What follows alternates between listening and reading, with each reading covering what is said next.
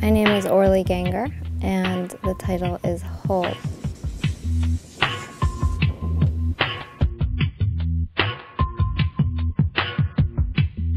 Well, this project is a series of 9 different sculptures that are basically stacks, and they're spread throughout the entry pavilion, sort of dealing with minimalism, post-minimalism, and a lot of those guys who made those big steel sculptures in the 60s, sort of a response to all that. The process is quite intense, actually, because the rope is extremely heavy, and what I do is knot the rope. So it's a very physical process. You end the day feeling like you've used every part of your body to make the work. So sometimes, you're on all fours, or you're pulling or shoving at this rope. I think a lot of the process has to do with the idea of persistence and a continual devotion to something. So the process is knotting the ropes. Then I spread them out across the floor of my studio and spray them with a very large sprayer. And in this case, all the pieces were painted black. So my studio at one point looked literally like a cave. The whole place was black. And the ground of the studio was almost like mud because the paint never had a chance to dry. So you're sort of sinking into this floor of latex paint. And the paint gets everywhere. By the time you leave the studio, there's like black coming out of every hole of your body. So it's quite an intense process making the work. Whole came from the idea, I have a tough time with titles, but I was thinking about what I was actually trying to do. And what I am attempting to do is to create sculpture, to make sculpture from the beginning to the end.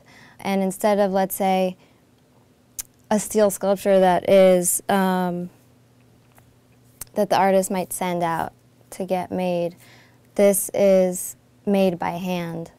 And this idea of actually making a sculpture whole was one of the thoughts, and the idea of, because of the nature of the work and it's layered and it's porous and you see the handwork, you're sort of immediately being very honest with the viewer and revealing the structure of the piece. There's nothing hidden in there. You see how each layer is built. It's like seeing layers of the earth. So that idea of making something whole and seeing it whole and understanding how it is what it is. And then also this idea that because of the nature of the space and its 9 different sculptures, that you really can't take in the show from one vantage point, and that it's a constantly changing view as you move around the space.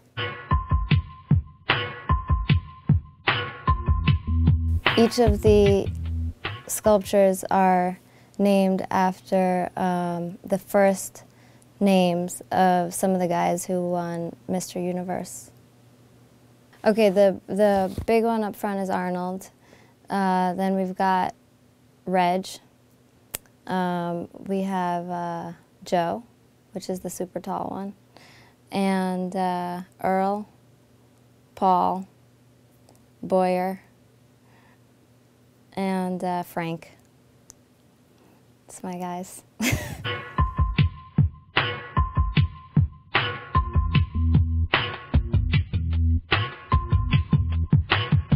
It was cool to hear some people's comments who didn't know I was the artist, who said that they didn't like it.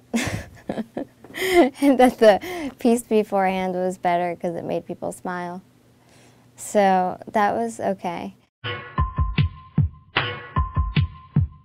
For me, this project shifts gears a bit because most of my previous work has been quite organic looking, and I wanted to, for a while now, I've been wanting to sort of somehow contain the organicness into an object. I've really wanted to make objects, something that was in a way self-contained and had boundaries to it. So it's different in that sense. It's also, it's something that can be picked up and moved somewhere else. There are always challenges, but that's, you know, that's the fun of it. It's like a puzzle, trying to figure out how you play with the challenges, how you push the challenges, how you fool the challenges. But I mean, this indoor space is huge in and of itself, so it almost becomes like an outdoor space. Yeah, it's challenging because it's indoor, but it's still public. I mean, it's an entryway, so you have people walking in and out, and it has to be quite functional. It's challenging because it's only natural light, so there's no smoke and mirrors at all. What you see is what it is. Yeah, I mean, those were some of the challenges. I'm sure there are plenty more.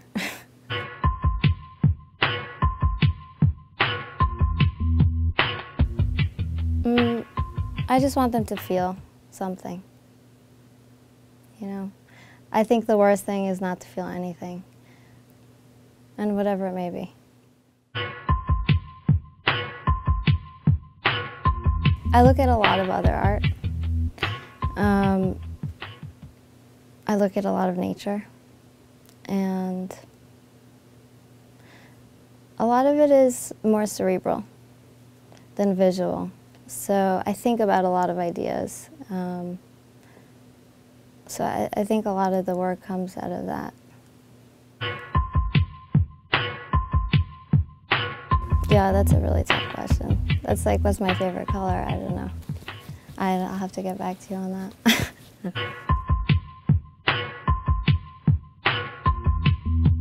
If I wasn't an artist, I'd be in a really bad place because I would have no idea. I mean, yeah, I don't know what I'd do. I don't know.